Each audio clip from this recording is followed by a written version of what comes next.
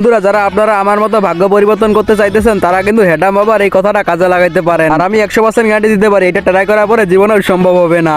যেদিন মোতার আগে আঁকতে পারবা সেদিন তোমার ভাগ্য সবকিছু পরিবর্তন হয়ে যাবে, উন্নতির সাধন সবকিছু করতে পারবে। আমি ঘুমায় রয়েছি, উনি আমার প্যান্ট ট্যান্ট টাইনে খুললা আমার পুরুষাঙ্গ কেটে পলাইছে। আজ আমি কি নাম আপনার? সাদিয়া খান। আপনার ভালো নাম কি? সাদিয়া খান। আচ্ছা, এবার কাজের কথায় আসি। বলেন আপনার নাম কি? সাদিয়া খান।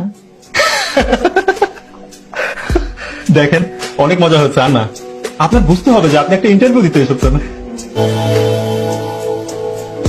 এবার বলেন আপনার নাম কি? সাদিয়া খান। আমি আপনাকে যে প্রশ্ন জিজ্ঞেস করছি সেটার উত্তর দেন।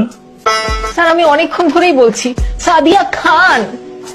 আপনি হয়তো চাচ্ছেন না যে ইন্টারভিউটা আগাক, তাই না? স্যার, আমি এত কষ্ট করে ইন্টারভিউ দিতে এসেছি, আমি কেন চাবো না ইন্টারভিউটা আগাক? তাহলে আপনি আপনার নামটা বলুন। Sadia Khan. How dare you কেন, কি হয়েছে sir? Tell me your name. Sadia Khan. Last বার জিজ্ঞেস করছি। সাদিয়া খান। আর ইউ তোমরা আমাকে ধরে এনেছো কেন? লটর পটর করার জন্য। শয়তান! আমারে গালি দিয়ে লাভ নাই। যারা পরকীয়া প্রেমে সাকসেসফুল হইতে পারেন না, গাঁজা খাবেন। যারা প্রেম প্রীতি বুঝেন না, গাঁজা খাবেন। যারা আর্থিক দিক দিয়ে অভাবে আছেন, গাঁজা খাবেন। যাদের বাড়ি নাই, ঘর নাই, যারা বাড়ি ঘরের মালিক হইতে চান তারা গাঁজা খাবেন। যারা এই দেশের রাষ্ট্র ক্ষমতা প্রধানমন্ত্রী, এমডি, মন্ত্রী যা হইতে চান, গাঁজা খাইবেন। বলেন তো, চোখের ইংলিশ কি? আই, আর আইনের ইংলিশ কি? ল, আর দৃশ্যর ইংলিশ কি? ভিউ। আচ্ছা, তিনটাকে একসঙ্গে করলে কি হয়? I love you. I love you two.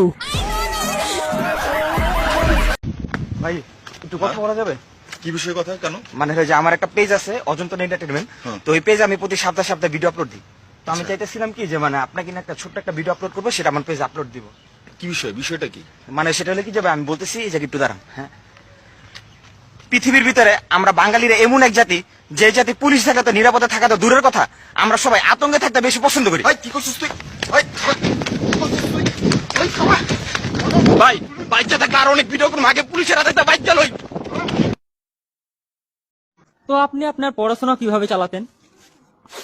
এই সুখের সময় আপনি দুঃখের কথা শুনতে চান? হ্যাঁ বলুন, তাতে যদি পরবর্তী প্রজন্ম কিছুটা উৎসাহ পায়। আমি তো একটা গরিব ঘরের ছেলে, বাড়িতে ফ্রিজ আছে, এসি আছে, টিভি আছে, কিন্তু দুঃখের কথা বাড়িতে কারেন্ট নেই। মা, তাহলে আপনি পড়াশোনা কিভাবে করতেন?